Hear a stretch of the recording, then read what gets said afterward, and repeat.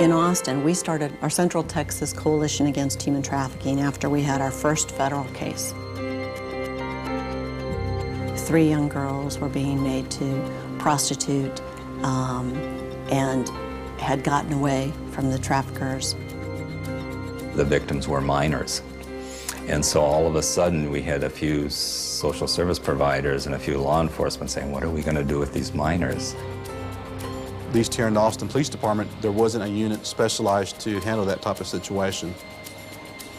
It took a lot of manpower and training to understand, to decipher what was going on. And we learned the hard way because we did not know what we were doing in the beginning, taking this case on.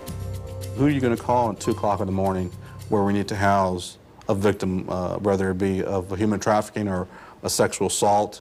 I just called every agency in town, and one person would tell me about somebody else, but I didn't know about the refugee service programs because we don't work with them. So that was eye-opening.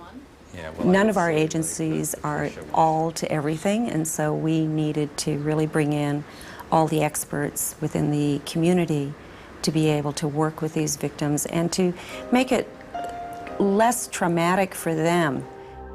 Before, I would have to worry about how do I get a hotel room to put these people in, how do I get clothing. Many times we were pulling money out of our own wallet to satisfy those needs. When I called Katrina, she was over in my office within an hour and just said, we'll help you out here. We know all these different services. We'll find shelter. We'll find this. We'll find this. And ultimately, what happened from that is that we dropped the seeds for the beginning of the Central Texas Coalition Against Human Trafficking, because there was no way any of us could handle this on our own. That was 3 victims. What if we'd had 60 or 100 victims? It would have been unfair for the victims. We met over at some church hall one afternoon, and we called as many people as we knew from the various agencies and organizations in town and asked them to please come and let's put our heads together and let's start talking about what needs to happen. Immediately, we had law enforcement at our coalition meetings. We communicate on a very regular basis, and we built up a level of trust. Robert Sanchez, Austin Police Department Victim Services. Mike Miller with Refugee Services of Texas. Well, our mission is to find human trafficking victims and to rescue them. The more we worked with each other and learned how we could take advantage of each other's services, we found out that we could reach that objective much faster by working together as a partnership versus against each other.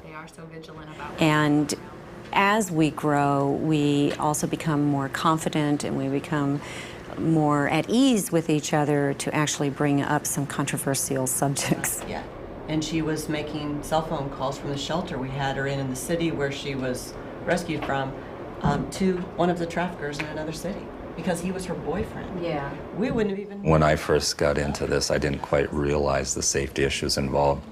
We have to, one, be very concerned about the client and the victim.